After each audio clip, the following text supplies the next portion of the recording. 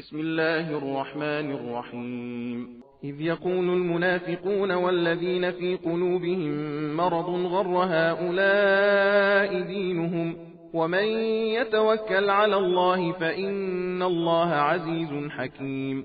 ولو ترى إذ يتوفى الذين كفروا الملائكة يضربون وجوههم وأدبارهم وذوقوا عذاب الحريق ذلك بما قدمت أيديكم وأن الله ليس بظلام للعبيد. كدأب آل فرعون والذين من قبلهم كفروا بآيات الله فأخذهم الله بذنوبهم إن الله قوي شديد العقاب. ذلك بأن الله لم يك مغيرا نعمة أنعمها على قوم حتى يغيروا ما بأنفسهم وأن الله سميع عليم. كدأب آل فرعون والذين من قبلهم كذبوا بآيات ربهم فأهلكناهم بذنوبهم وأغرقنا آل فرعون وكل كانوا ظالمين.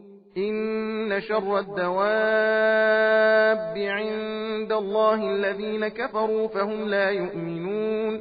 الذين عاهدت منهم ثم ينقضون عهدهم في كل مرة وهم لا يتقون. فإما تثقفنهم في الحرب فشرد بهم من خلفهم لعلهم يذكرون. وإما تخافن من قوم خيانة فانبذ إليهم على سواء إن الله لا يحب الخائنين. ولا يحسبن الذين كفروا سبقوا إنهم لا يعجزون.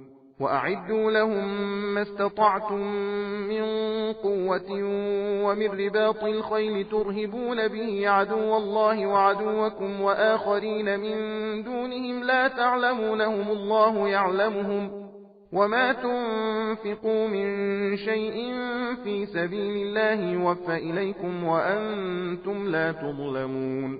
وإن جنحوا للسلم فاجنح لها وتوكل على الله إنه هو السميع العليم.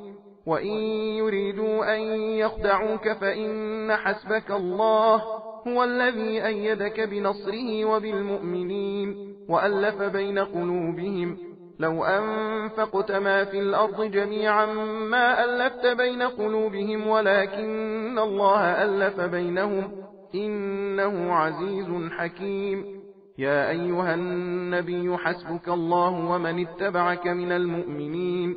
يا أيها النبي حرض المؤمنين على القتال إن يكن منكم 20 صابرون يغلبوا 200 وإن يكن منكم 100 يغلبوا 1000 من الذين كفروا بأنهم قوم لا يفقهون.